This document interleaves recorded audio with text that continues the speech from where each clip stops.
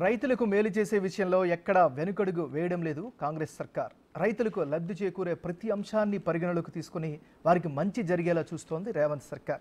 అందులో భాగంగా రాష్ట్రంలోని రైతులకు రైతు బీమా ఇచ్చేందుకు సన్నాహాలు పూర్తి చేసింది. రైతు బీమా వల్ల రైతు ఏ కారణంగానైనా మరణిస్తే వారి కుటుంబానికి 5 లక్షల బీమా ఇవ్వనుంది ప్రభుత్వం.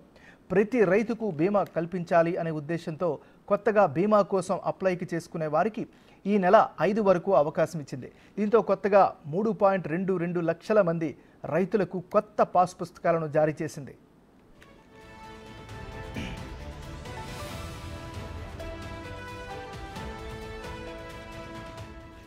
ఆగస్టు 14తో గత ఏడాది బీమా గడువు ముగియనుంది. 2024-25 రైతు బీమా సంవత్సరం ఆగస్టు 15 నుంచి ప్రారంభమవుతుంది.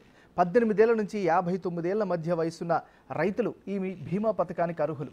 ఈ సంవత్సరం 2024-25 రైతు బీమా కోసం కొత్తగా లక్షలాది మంది దరఖాస్తు చేసుకోగా వారిలో ఆగస్టు 9 వరకు అర్హులైన వారిని అధికారులు గుర్తించారు.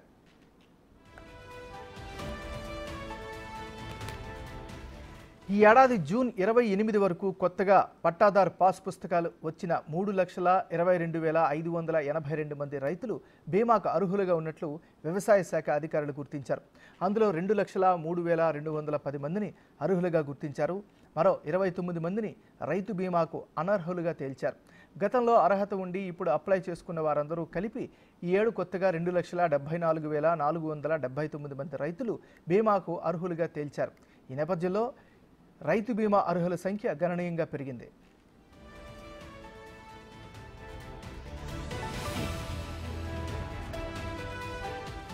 బీమా కలిగిన రైతులకు సంబంధించిన రెన్యువల్ డేటా పరిశీలనను జూలై 30 నాటికి అధికారులు పూర్తి చేశారు. 60 ఏళ్లు నిండిన వారిని తొలగించి మిగతా అర్హులైన 45.13 లక్షల మంది రైతులకు బీమాను రెన్యువల్ చేయాలని అధికారులు నిర్ణయించారు. వీరి పూర్తి వివరాలను ఏఈఓలు రైతు బీమా పోర్టల్లో అప్లోడ్ చేశారు.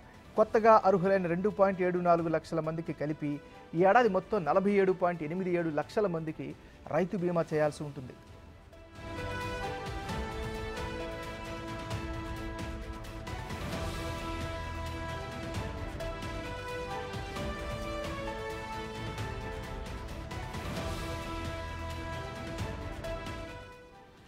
ఒక్కో రైతుకు 3,600 చొప్పున ఎల్ఐసికి బీమా ప్రీమియం చెల్లించింది ప్రభుత్వం.